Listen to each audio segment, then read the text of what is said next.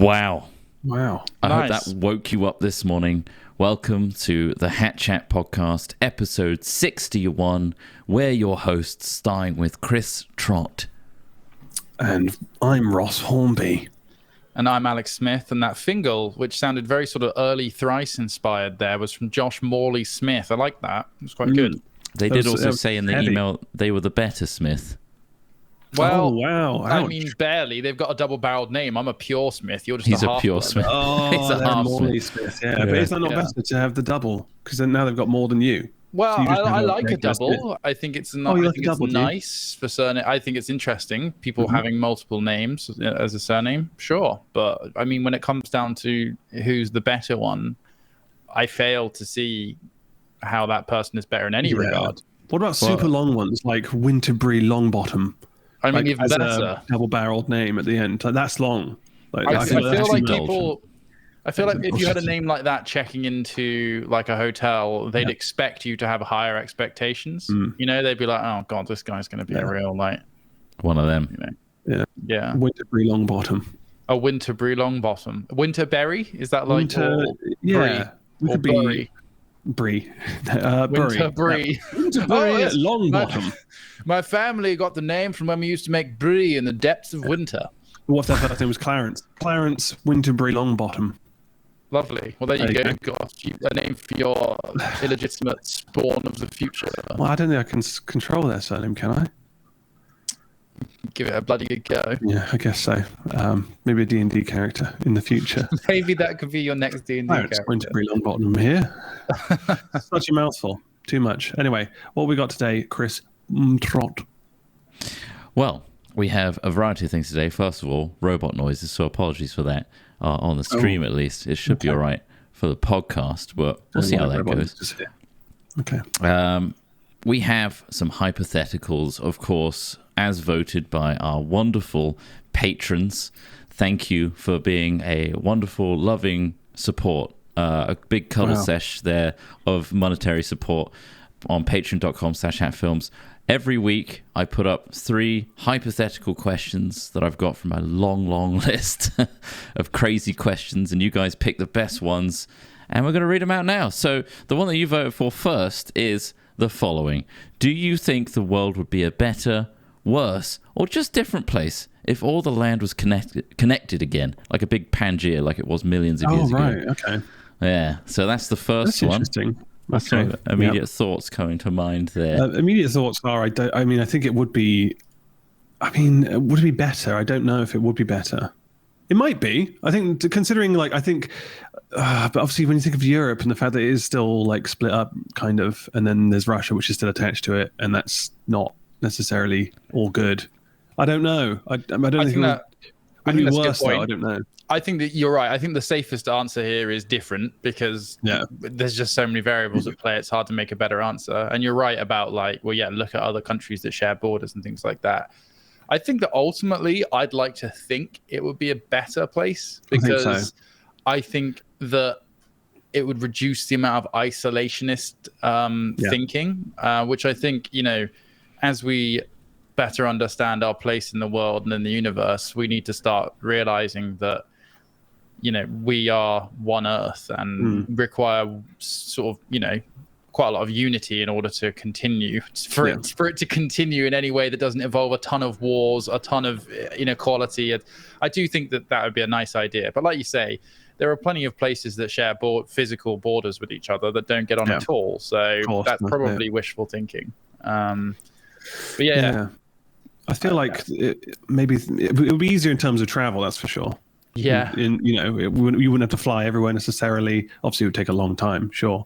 But when you think about, I guess, the states and the fact that they are connected, but saying that they're also connected to Canada and like Mexico and stuff. So it's just like, there's always going to be boundary issues. But then did those divisions stem from existing divisions that were projected from Europe when America was colonized, which is basically where a lot of it does come from. Is it depends on who was where culturally in the founding of America in terms of you have French, Spanish, English, all sorts of people all over the place, and that had different effects on it, which is quite interesting. But Yeah. I mean, that is a very, very hard question to answer. Hard question. Trott, do you have the answer there? Do you have the answer? Do you have an answer, Trott? Did they give you an answer? Like was mentioned earlier, I think that would make cruises a bit more difficult or more interesting. Well, massive multi-coastal. Just all around. The full Pangaea experience. That would be interesting. I think it would reduce, like things like Brexit. Us being in our own little world, essentially, in the UK. We're hyper. We need, external support, import, export. We need that in order for us to survive on our tiny little island. It would probably be easier if we were on, the main continent, so to speak, in terms of trade. Maybe it will reduce consumption as well in terms of like freighters and things like that across shipping and things like that. Or would it increase roads? Would it make like I don't know. wider roads? It could be a tunnel highways, crazy tunnel highways from one end to the other. That's true. Didn't they propose that a while ago from like China to like LA or something? From like one long train. Yeah, I think that's the eventual plan with like these hypertubes that seem to be proceeding at a much slower pace than other things. Partly because I think most people are really struggling to get their head around getting into a tube and going that fast. Well, I mean, obviously the technological limitations, but I do think there is probably some cultural resistance. Like people are quite happy watching rockets fly up into the sky, but if you ask them to get inside a super fast tube, it's a little bit more scary, I suppose. But trapped. I think one of the other big downsides of this idea of all land connected would be that it would reduce diversity, which is a boon, really. It's as far as we can tell, diversity is an advantage. Just thinking about things like there are plenty of islands out there, for example, Madagascar, which because they are islands and isolated, they've allowed for much more diverse things to evolve because of a lack of, if everything was connected, you'd have predators of all kinds everywhere. I mean, I know the ecosystem would have probably evolved to adapt for that, but you do get a lot of amazing things, like we wouldn't have panther chameleons if it wasn't for Madagascar. We wouldn't have an awful lot of unique species that exist on islands. And that goes for plants and animals. And both of those things can help human beings a lot in different ways, whether it be through medicines or research or just more information about the world. So I guess you could also say that diversity would suffer. It would also be shit because just like there's only, one coastline. Yeah, really. So I was thinking there'd be a premium on coastal towns, right? So much landlocked area. It's just like, God, anyone in the middle. Yeah, that's what I was thinking. People dead in the middle would have it the worst, right? And be the most undesirable place. But then I guess it's dependent entirely on like the terrain diversity as well. Yeah. Like, is this made up of a load of tectonic plates that have been mashed together, thus mountain ranges are formed in certain places? Are there rivers that are splitting off pieces of land still? So would those be treated as our forms of islands, like that? This river, I mean, you're basically asking us to design a planet at this point. We could hitchhikers there. How do ocean systems work? How do temperature ranges work? This is everything. This is like literally like it's a big question. It's a world sim, but it's a cool one. Maybe we're thinking too hard about it. I think that's the advantage of living on mainland Europe versus the UK is that you can drive to another country with a different culture and a different, to an extent, a different history. You can just drive there. You can walk there. You can cycle there. You can go from France to Germany to Italy, and see different things with different languages and different foods and things like that. That's awesome. And in the UK we don't have as much of that. We have to use air or sea travel to get there, or the tunnel. But apparently we don't want that. So, So, I mean, I guess the question is better or worse. I mean, it's really hard to tell. Yeah. Impossible. I would be interested to see it. I think it would be different. But the way I think and the way that I would hope people would think in a world like that, I'd hope it would be better. Yeah. For humanity, I'd hope it would be better. For biodiversity, probably not as good. But maybe it's good that we're a big Pangaea so that we wouldn't colonize and destroy the biodiversity on these tiny little islands anyway. Maybe I'm sure there will be some form of it in some way. Variety is the spice of life, as they say. And I like cinnamon, so does like cinnamon. Bloody It's a loves spice, isn't it? Shall we move on to our second hypothetical? Because that literally could be one that someone can make an entire podcast show on. Really? Okay. I reckon We're really going for the small questions here.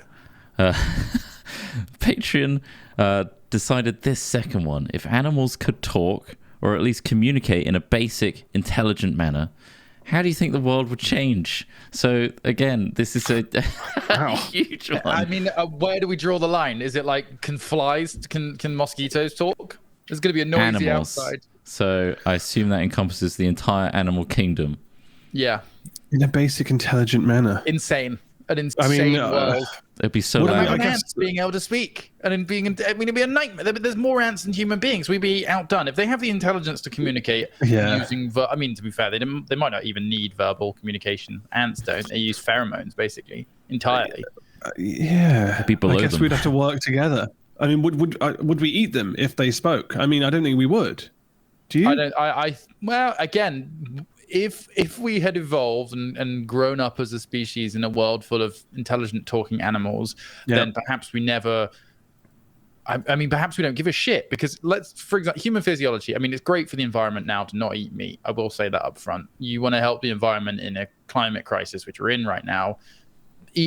Stopping eating meat is a good way to do it, right? There are variables around that, but ultimately that is true. The cattle industry, for example, produces a shit ton of greenhouse gases, all that shit. We all know that.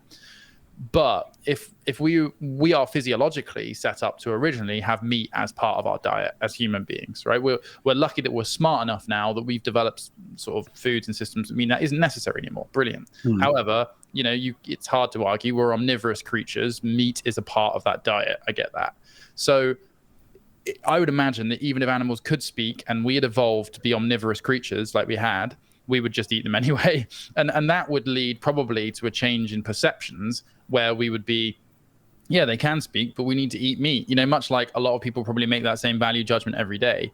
Like, for example, personally, I was saying the other day to my parents, I would much rather have the opportunity to go out and shoot a deer, slaughter it, and eat it once a week than going to a supermarket. I appreciate that's a much more involved process, but there is much shorter distance between you eating meat and the and it also grounds your decision as well. Exactly. You're not detached from that means of production in a way that devalues the life that was taken essentially for you to eat meat. We've industrialized meat production to the point where it's nothing to do with our physiology anymore. It used to be that we had to go and run and chase and catch that animal and eat it, and the energy expended in getting that thing, that's how we were meant to work. Honestly, I don't have time for it, Smith. I got Final Fantasy 14 to play. I can't catch a deer every week. But I don't know. If they were pleading for their life, I just feel like stop! Don't shoot me, please. Please, I'm a deer. I'm beautiful. We can work together. I'm just grazing. I'm hungry. I know you got a gun. Now you're going to kill me, but don't. Just please I've got a whole think again. family here. Yeah, but I'm trying hungry to raise though, them. I'm a single dad. Can you imagine? My wife got shot the other day. I think it was the same. It's actually you. You shot my wife last week. Why do you need a deer every fucking week? God damn. Well, then you say to the deer, sorry, stop projecting your deer emotions onto me, a human being. That's not how this works. It's the classic thing of you're just projecting human emotions. Well, yes, I am. But in this situation, the deer is projecting its emotions onto you. I guess so, but that's the biggest barrier between us and animals is communication. And if they could actually communicate with us, I think we'd understand more of what they wanted, for one. And then, I don't know, I just feel like we would humanize them in that sense. You would have them as your companions and friends. And I don't think, we have pets, you're not going to go around eating dogs. I mean, I know that some cultures do, sure, but if they spoke to you, I feel like that's just a completely different level. I feel like we put a switch on communication, right? As a black and white. Suddenly we value that thing loads more if they're able to communicate with us. If they're able to speak as well, holy crap, that's super valuable. But I feel like if everything could communicate on differing levels of intelligence, we would be way more granular with it. It's our ants can only say hi and bye and stop and don't eat. Whereas a pig, however, We've got some working, as admin right now, doing lots of PR as social media. They're really good at replying to customers. And we don't need bots anymore. We've got pigs. Oink, oink. Yes, sorry, parcel was left. Oink, oink. And they're doing basic stuff like, Mr. Pig, is the parcel still in the warehouse or is it left? And you would walk over to the parcel bay and be like, no, it's left. Yeah, absolutely, we could. Yeah. But then you. Would it be then just down to how intelligent the animal is versus how much you value it within society? And that's, which is in essence how animals are treated now. Because obviously, you assume that they don't. Well, some people until recently assumed certain animals didn't feel any pain, or the fish don't feel pain or whatever. Yeah. Oh, right. And it's like, what does it take you to tell you that other than they don't have to say, oh, by the way, you're hurting me, rather than screaming and then Please. It's just an easy way for a human mind to go, yeah, I can get over it because they aren't feeling pain. It's fine. But I think that's something we tell ourselves, isn't it? Yeah. Well, also, we do have to be in a perfect world, and I think that's what we're trying to strive for here, and what I think that's a lot the goal of people hat chat, misconstrue. This is something I think that, particularly, I think that people on the left, we do this and people presume that we expect the world to simply be like this. Okay, this is more of a thought experiment into if we could create a perfect world where nobody wanted meat or needed meat, it would reduce the amount of emissions we currently make because of the desire for meat, right? I know there are lots of reasons for that, but that's true. We would try and get to the point where, regardless of if we think something feels pain or not, or if we have to try and make this judgment as to whether or not we care if that thing feels pain, we would try and err on the side of, just in case it does feel pain or experience this in a way that we would not want to experience it, why don't we try, right? That's kind of what you're saying.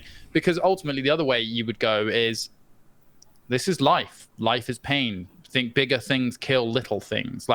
If we go back to natural order, which is often another argument for this, which I guess is valid enough. Human beings have killed each other for millions of years, and maybe not millions of years, tens of thousands of years, and animals have done the exact same thing. This is a system. These are systems. Nature is full of systems, be it the water cycle, the soil, the way the plants grow, the animals that have to live and die in order for that system to keep going and for the great, life on Earth to continue, right? This does happen. So you could kind of say, well, it doesn't really matter if fish feel pain or if animals feel pain.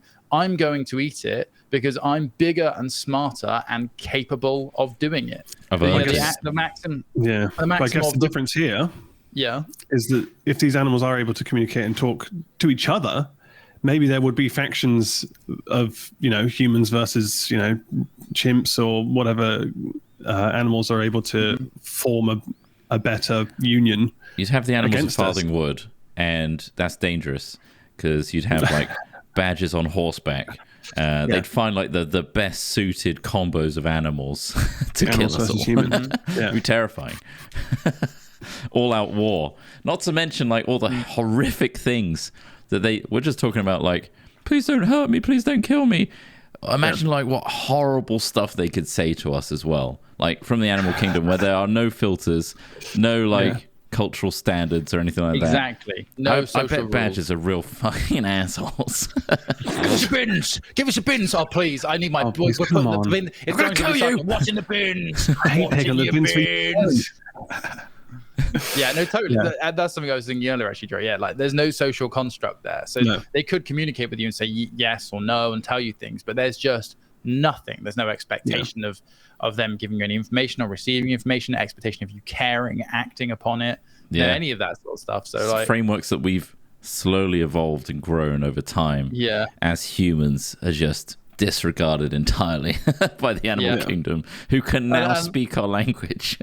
And silverback gorillas are running this entirely fascist government, and they're just well, what are you going to do about it? I'm smarter and stronger than you, and you're just fair play. Guess we're the second species now. Then that's the thing.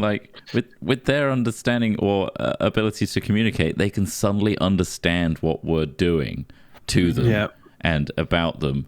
Dogs suddenly have a grasp on. They're making me say sit and good boy and stuff like that, but they're not communicating to other humans like that. They're treating me like a piece of shit. I guess the other situation is education, whether they get educated outside of that and when it happens. I mean, what if it's just a switch like, tomorrow, like you said before, like, if it just happens then, or it's always happened. It'd be chaos, wouldn't it? The history of humanity. True. Would we have would they be coordinated? Well, or would they just be chaotic? That Rick and Morty episode, haven't you? Where is it Snowball or somewhere like that? Like, what's the name of their dog? Where are my balls, Summer? Yeah, exactly. And then they this entire thing has been played out in that episode, really. Yeah. Season 4. Summer. That's just dogs as well. Snuffles. Yeah, Snuffles becomes super intelligent, and then he decides to build a mech for him to walk around in, and he helps other dogs build mechs, and then they all kind of like come together and rule the universe at the end. Do they try and castrate humans? I can't remember if they. Yeah, because that's what people have been doing to them for this whole time. Damn. It's an interesting thought experiment, and also it would depend on different species and stuff. So, but like you said, you could probably talk about that for ages. You could. It's interesting. It's an ethical quandary, and it's something that I think the vast majority of people will only confront once we're forced not to be the apex species. Yeah, like people only want fairness when they're not the ones at the top. I find it's like, no, of course it's a natural order. Of course we should kill animals and eat them and do whatever we want with them. Like we're the apex species, and then another apex species come along from somewhere, and we're suddenly like, oh no, they need to have consideration. They need to worry about us. Come on, like. It's just fucking stupid, isn't it? Human beings are fucking stupid. Arrogant and ignorant. I wish I could let you just continue this thought experiment. New segment. No, that was it. I just wanted to get that last little jibe at my own species in with it before we... Fuck you, humans. Anyway, here's an ad break from other humans, and we'll be back momentarily. And we're back. Thank you to our Patreon supporters. You didn't have to listen to that. That's fine. And if you're on YouTube as well, I mean, there's no ads there either. So that's cool. Anyway, shall we move on? I like to think of our Patreon supporters as like a giant 3-sectioned bra, and we're in each kind of cup, and they're holding us up. They're supporting us. That's how I picture them anyway. So thanks for that, guys. Yeah, well, now I've got that imagery, so thank you for that, Ross, as well. Good. Now, what should we move on to? I've noticed you put some articles in. I have put some articles. In fact, one does involve a bra. This is the top one. Which was just a puff piece, obviously. And the headline is, Shop bans customers from paying with cash stashed in bras during a heat wave. I don't know how often this is happening, that it's a need to even mention it. It clearly is affecting this store.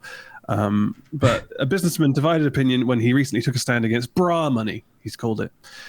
Bedding salesman Michael Flynn has become fed up with customers paying with cash that has been stashed in their bras as temperatures soar to above 30 degrees. Oh, right. He sought to put an end to the unsanitary habit by issuing an urgent notice on a poster outside his store. The note from Mattress Mick read, "No bra money. Due to increasing temperatures and for our own personal safety, we will not be accepting any bra money. Sorry for any inconvenience." Is this happening a lot of places? Are you at home? Just you got loads of notes just stuffed in your bra, ready to go. You're going to a mattress store, wherever this is. Mattress Mick is there, and you're buying a bed with notes from your bra. How is this happening? I feel like it's happened once, and he's got irate about it. It's like, has to have. I have to make this statement now. Yeah. Wait, hold on. Is Mattress Mick actually some people are saying an Irish legend? Is it actually an Irish legend? Is he an Irish legend? I don't know. I mean, this guy looks pretty kooky. He looks like he's been plucked out of the 70s, aged another 40 years, and there he is. First of all, put more pockets in women's clothes, and they won't have to use their bras for storage. Would be a symptomatic. That's the bigger issue, really, isn't it? Also, that guy looks like he's a character out of like the Dandy. Yeah, he clearly is someone. He's got that look. Oh, he's basically a meme at this point. Okay, so this is just a stunt he did to get publicity for his mattress shop, and you've just fed into that, Ross. So thank good. You haven't go to Mattress Mick, but pay with your bra money. That's the only way you should do it. Go the other way. Go the other way. I'm going to pay with my scrote money. Yeah. I don't know. This is Ireland and like it's euros, but I mean they're plastic as well. I mean all our money is plastic. It's not absorbent anymore anyway. So get over yourself, Mattress Mick, and just deal with it. Spend some of that bra money to sort all out.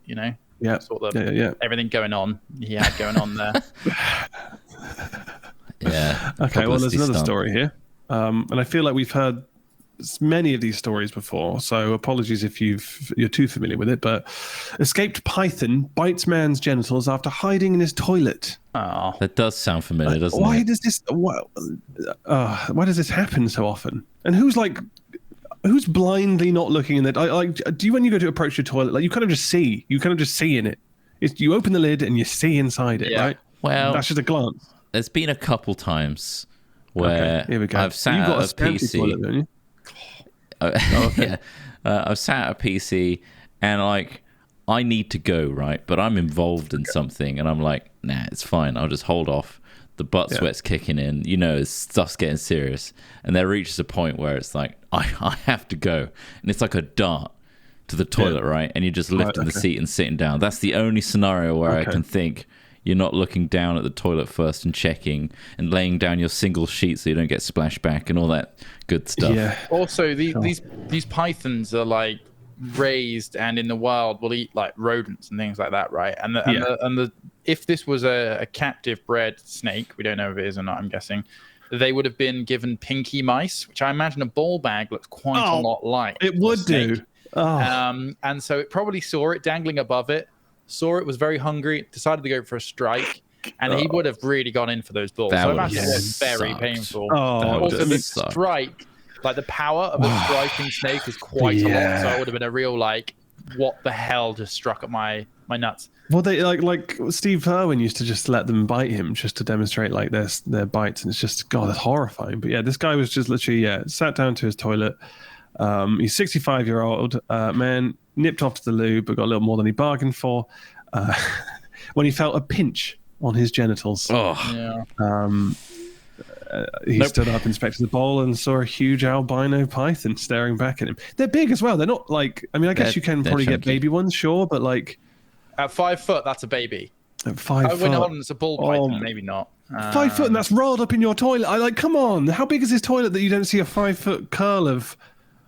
I know, yeah. God. I mean, it seems crazy to me. I feel like there's a deeper story. Sorry. That's about a full-size ball python because they're quite little for pythons. And I mean, they're totally harmless. They make great pets. That's why I'm thinking it's probably a pet. Yeah.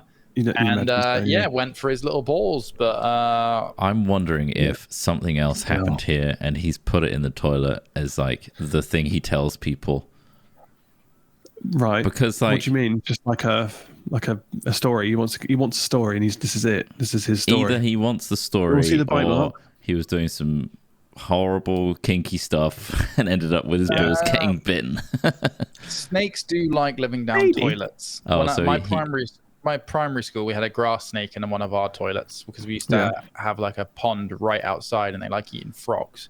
So they would then crawl in through the waterways, and it would make its way up because my primary school was in like a cabin for a while, like a temporary cabin, and that was right next to the pond. And then we went into the toilet one day, and there was just this little snake like poking his head out of the bottom of the hello, any frogs in here? And we're like, no. Is that a dead mouse? And then somebody came and just pulled him out, and then they let him go. But they love it. They bloody love snakes. Okay. Very good. Which do you think came first, the lizard or the snake? Snake probably. Maybe. It makes sense, right? Yeah. And then the legs come later. Snakes actually evolved afterwards. Snakes lost their legs. So some snakes have vestigial feet or legs underneath their so if you x-ray them, some of them still have the vestigial feet, but then they lost them. So basically at a certain point lizards went like, oh man, these legs are too much, man. Do you want to just like roll around on the floor? Yeah, that makes sense because like fish have, obviously little fins. Yeah. And you can see how those evolved and adapted into feet for the ground. Mm-hmm. Whereas, that makes sense. Mm-hmm. All right. Yeah, damn. Cool. But I don't believe in evolution, so I'm a creationist. Good on. I mean, the only thing that would stop me believing in evolution was somebody going, yeah, but aliens designed the whole planet. And I'd be like, all right, yeah, fair enough. Yeah. Here's all the molds. Or at the very least, significantly messed around with things to create us or something. I mean, that might just be having here. I think that is, if it wasn't for the sound science of the evolution theory and Charles Darwin just nailing it and being able to predict things based on his system, which is exactly how a lot of other things in science work, I would be like, yeah, I'd say that the Prometheus idea of aliens turned up a long time ago on a featureless planet and gave it life is possible. I mean, it still is possible. Like, we know there are other planets out there that exist within the Goldilocks zone of solar systems, of like where we could have life, and there just isn't because certain things didn't happen. You know, bacteria that started the beginnings of life on our planet could have come from space, like or a meteor. Yeah, asteroid. Like, but yeah, it's cool. It's cool to think about. But obviously, evolution theory is still. Well, if atoms are just like aliens Lego, you know, an alien was playing with Lego, and that's in the form of an atom, and they're just like putting all these things together, and bam. Exactly. Yeah. I mean, everything in life, I find, is you can always find a bigger fish, right? In every scenario, like whether you're looking at systems within our life, there's always a bigger system. There's always something larger going on. You know, like originally we thought we were alone in the universe. Well, you know, we thought everything revolved around the Earth, and then we realized we revolve around a star, and then bigger and bigger and bigger. If I'm able to create a living ecosystem for my chameleon, why isn't there something bigger than me possibly giving our ecosystem for me? Yeah, for me, you know, like it's not outside of the realms of reason, but it's obviously not the great. I wouldn't lead with it, but it's fun to think about. It's a nice leap, though. It's a logical leap. What's that? What if the aliens are dolphins? Because they're pretty smart. I don't know why they put themselves in our ecosystem. I'm trying to segue onto a story about dolphins. Basically. I mean, in Hitchhiker's Guide, dolphins were, you know, the sentient species and did leave the planet. Thanks for all the fish. So that's a good lead on, Ross. Where's this going? Well, the headline is Dolphins deliberately get high on pufferfish nerve toxins by carefully chewing and passing them around. Okay. Now, this was observed during a filming of a documentary series. So it goes as follows. In extraordinary scenes filmed for a new documentary called I should put the name of it here. Young dolphins were seen carefully manipulating a certain kind of pufferfish, which, if provoked, releases a nerve toxin. Though large doses of the toxin can be deadly, in small amounts it is known to produce a narcotic effect. And the dolphins have appeared to work out how the fish releases just the right amount. I don't know how they've worked that out. I mean, I'm guessing a few of them had to perish for that to work out. But I imagine so. Apparently, they've observed them chewing on the puffer, passing it between another. The marine animals then enter what seemed to be a trance-like state. Incredible. And it was captured on camera by the makers of... it's called Dolphins Spy in the Pod. So if anyone is looking up for that. Made by award-winning wildlife documentary producer John Downer. So if you're familiar with their awards, I'll watch. Exactly. As long as he's award-winning, yes. How many awards has he won, and which ones are there? Tony? Yeah. He won a Tony. He makes dolphin documentaries. He's counting all those awards he won at primary school for taking part. In secondary school, he won a judo award. Yeah. I took part in a fun run when I was 12. I got a blue That's pizza my badge. Award. Anyway, I'm filming these dolphins get high. But yeah, apparently they've been experimenting with it, and then they act really weird, go up to the surface, and apparently they kind of nose around the surface, staring at their reflections on the bottom of the water. Holy shit! Which is quite an interesting thing to observe, I imagine. Bro. And they said it reminded them of a craze a few years ago when people started licking toads to get a buzz. Which I don't. Did you remember that? Is that a craze that you heard of? It's not. I wouldn't describe it as a craze. It's not like yo-yos. I don't think it's like the Tide Pods either. Yeah, it's people have done getting it. Hold of the toads is probably quite hard. It sounds extremely toxic as well. Like you could die doing that. Well, I mean, you can say that for anything. No Trott. Like, aren't toads extremely venomous? Venomous? Oh. No, poisonous. So venomous is where it's injected. Poisonous is where it's ingested. He's learning. But like, so no, it was more of a cultural thing. You know, this is in places where, like you say, these toads are prevalent and people might lick them. But I mean, what this is clearly, I think, and here you go. First, two things. One, I can link this to aliens, and two. How? Here's a stab in the dark, which I think is reasonable. So we know dolphins are highly intelligent, right? We know that dolphins are high. We know that dolphins are some of the most intelligent creatures on this planet, right? And I think that with a certain level of intelligence, just like within humans, we like to get drunk or get high ourselves, I think there's a certain level of intelligence where you want to change the state of your mind using an external stimuli, right? That you get it's pretty high level thinking. It is, yeah, Well, I think so. And I think that's basically it. They're probably going like, isn't existence interesting? And like, if you have this, it sort of changes the way my brain works a little bit. Isn't that weird? And I think it kind of shows that they're capable of self-consideration, self-analyzation of like, how do I feel, which is a pretty high level of intelligence. Yeah. So I would like to think that's why they do this behavior, because they're capable of messing around with their mental state at such a degree. And I do think they're smart. I mean, whales are whales and dolphins and porpoises and whatever the hell you want to call them. All these species are very, very intelligent, and we still barely understand them, yet we kill them at a massive rate and destroy their home before we fully understood them. I think that there are plenty of intelligent species that we will lose before we fully understand what they're saying to each other, which is very, very sad. Yeah. Bonobos. Yeah. I mean, Trott, did you bring up the picture of these dolphins? They do look high. I did. Maybe it's just dolphins in general. They always look kind of a little bit lit. They've got, got that little smirk smile, on them. lifting the it's a little cheeks up. smile. Just a bit, that eye in particular, they're like, they're fucking high. They're high. You got some puffer, bro? Got a bit of puff? Hey, bro. I'm chewing some puff right now, bro. Have a piece of mine.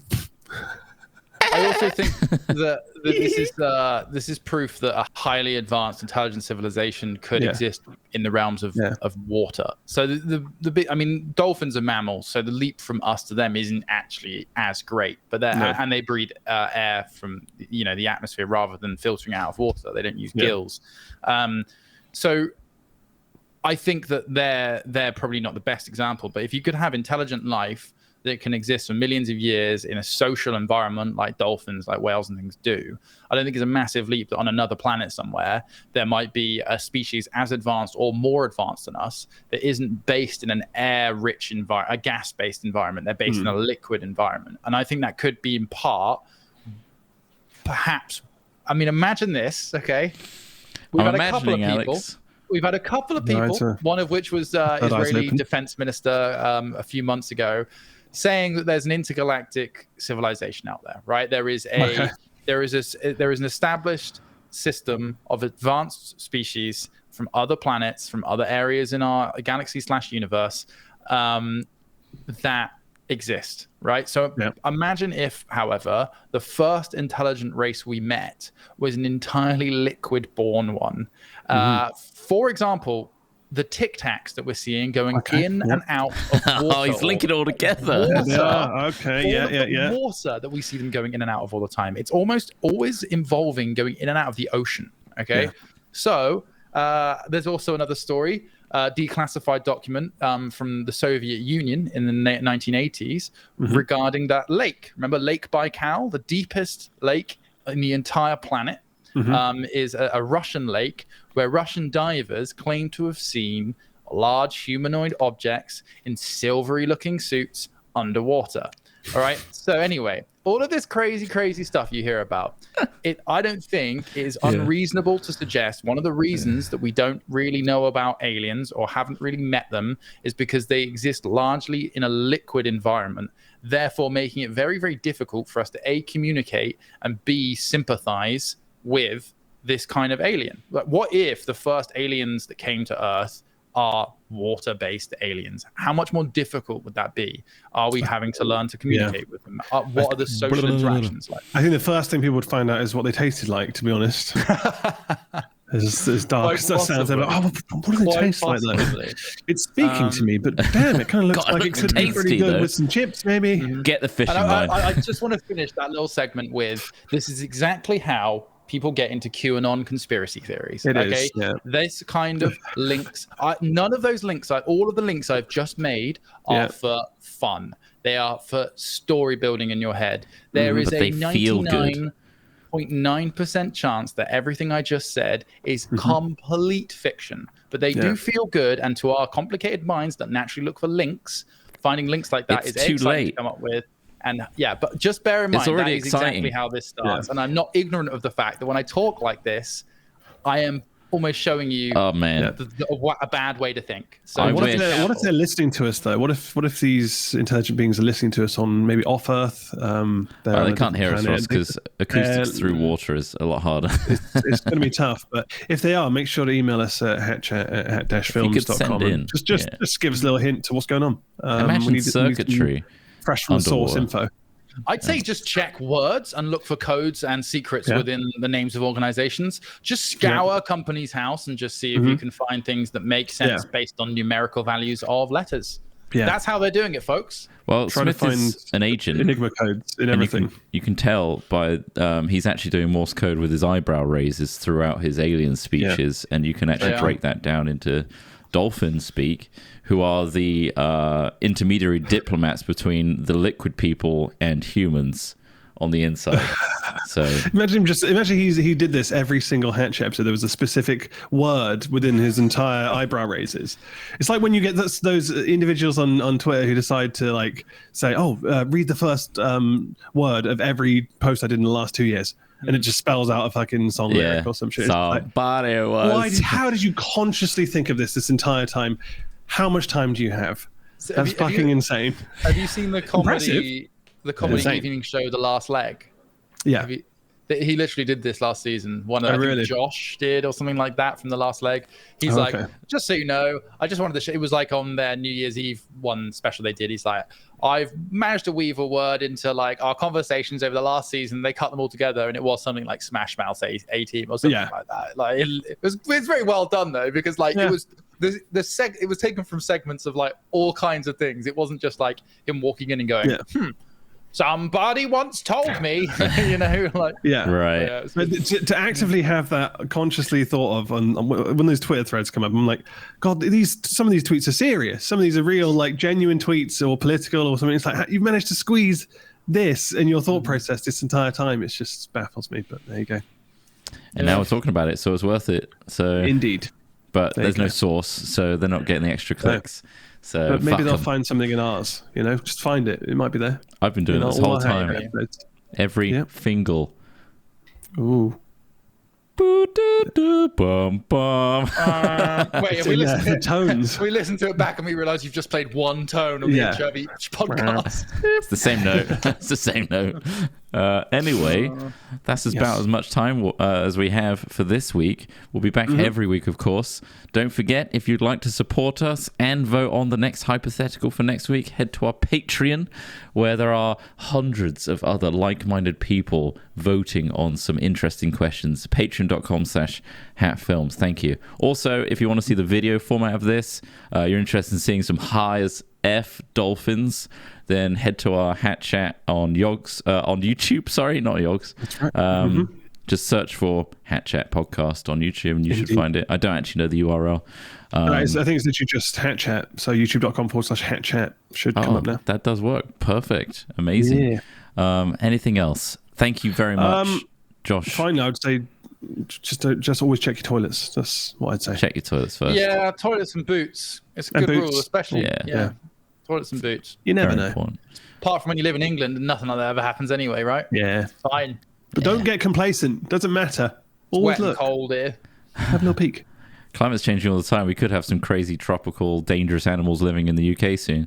So, do you know that there's actually a species of scorpion that lives on the south coast of England now, primarily due to it being able to go from France to England, and so along the southern ports of England, you can sometimes find a small breed of scorpion doing exactly that.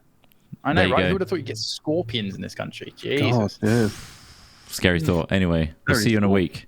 Have a good week, and we'll see you next time. Goodbye. Bye.